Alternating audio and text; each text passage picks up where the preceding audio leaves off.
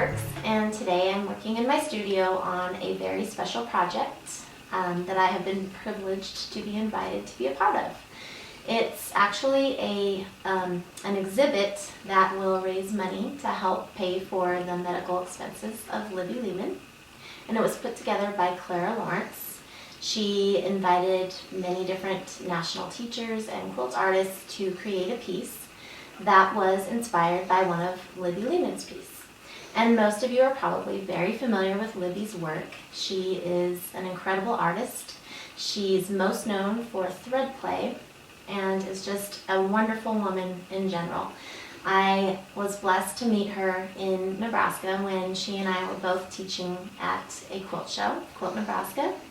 So I was able to kind of get to know her a little bit, and now I can take away some of those characteristics of her personality when I work on this piece. Getting to look through all of Libby's galleries and exquisite quilts has been completely inspiring, and at times it's been a little bit intimidating. So I've come to the decision that the quilt that I'm going to be inspired by is this beautiful piece. It's called Drift.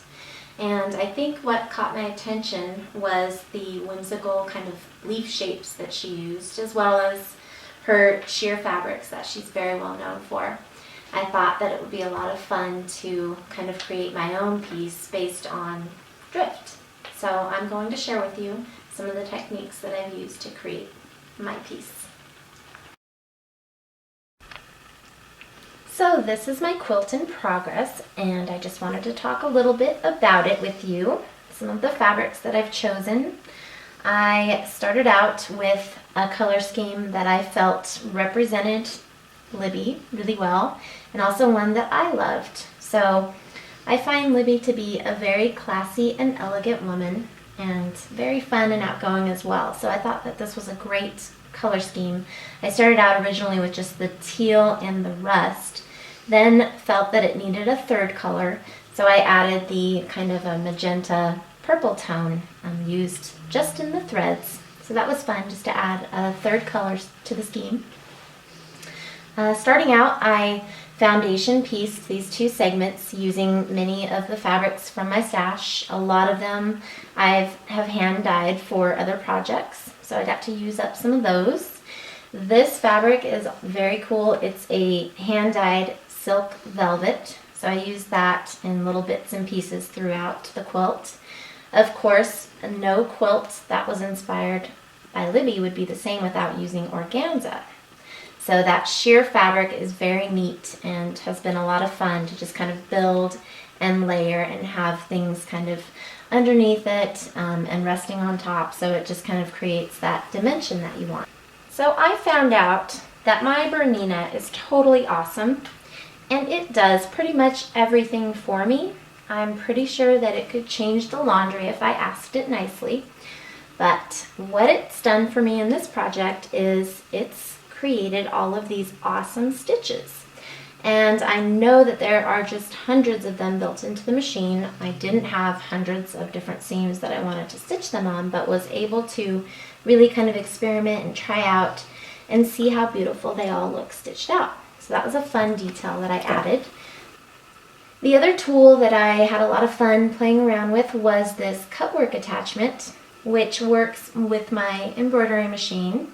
And it actually, you insert this attachment, which is kind of a knife that goes in the place of the needle, and the machine actually cuts away the unwanted areas so that you have then a cutwork embroidered design.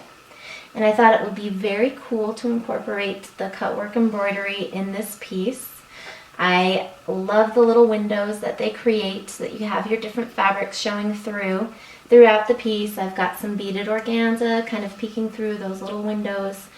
Just adds a really neat, different, unique touch. And of course, very, very fun that the machine cuts that away for you while you can do other things. I'm going to show you how I kind of tackle the challenge of appliquing fabrics that have a lot of texture. So I'm going to applique this silk velvet now, and if you've ever tried to applique over a highly textured fabric, you may have discovered that the stitches want to kind of bury into the texture. So to prevent that from happening, I simply place a water-soluble stabilizer right over the top of my work. And this product is called Solvy, and it's made by the thread company Sulky. It has a lot of different uses, and this is one of them.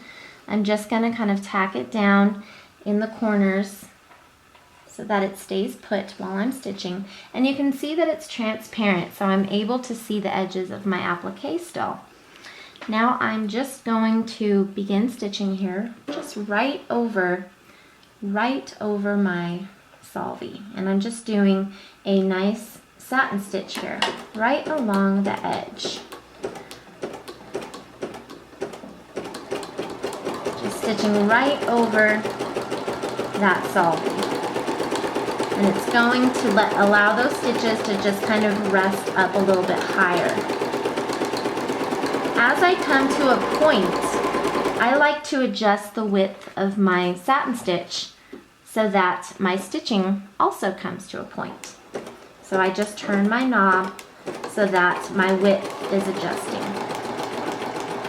And you can see that it's not as wide, come to a point, and then I'm ready to start that next side.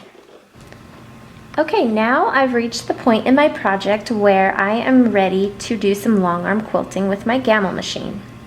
So I'm going to use my long arm applique technique for this project, and I'm going to share it with you a little bit here.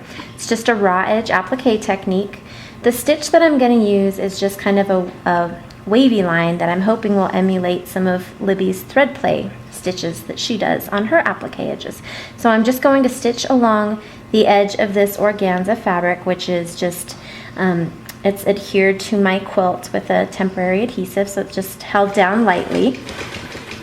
And I'm just free motion stitching right along the edge of my applique piece. So what this is doing is it's going to secure my applique piece, and at the same time it is quilting. So I love this technique because it's the ultimate in multitasking.